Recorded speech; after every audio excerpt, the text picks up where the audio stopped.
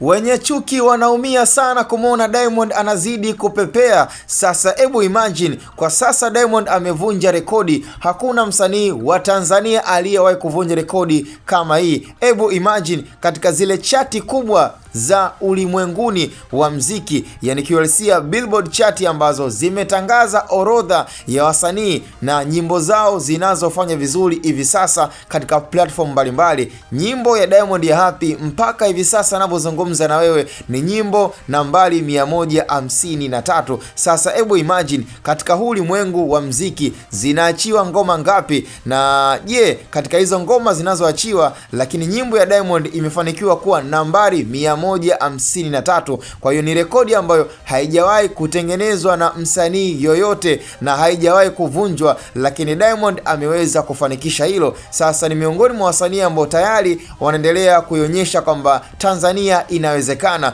na mziki wa Bongo Flava pia unaweza ukapiga hatua, kwa sababu alichokifanya, kitendo cha kupostiwa kwenye Billboard chati ni kitendo ambacho haiseki kimewashangaza wasanii wengi sana ambao walikuwa wanaamini kwamba hii nyimbo ya Happy labda ilikuwa inachukuliwa poa, lakini katika Billboard chati nyimbo ya Happy tayari ni nyimbo nambari 153, na unaambiwa kadri siku zinavyozidi kwenda hii nyimbo inazidi kupanda chati, kwa sababu last time katika kufuatilia na kwenye takwimu za Billboard ilikuwa ni nyimbo kwenye nambari 1000 lakini kwa sasa imepiga hatua ambayo hakuna mtu ambaye aliyeweza kuamini, kwa sababu unakwambia ngoma zilizoachiwa, na hebu imagine nyimbo tu zote za nchini Marekani na za kote ulimwenguni, lakini imefanikiwa kupenya na kuwa kwenye nambari 153. Maana sio kitu kidogo, na ikumbuke kwamba kwenye hizi Billboard chati, yani haijalishi kama kuna ngoma ambayo labda ni ngoma ya wiki iliyopita, ya mwezi uliopita,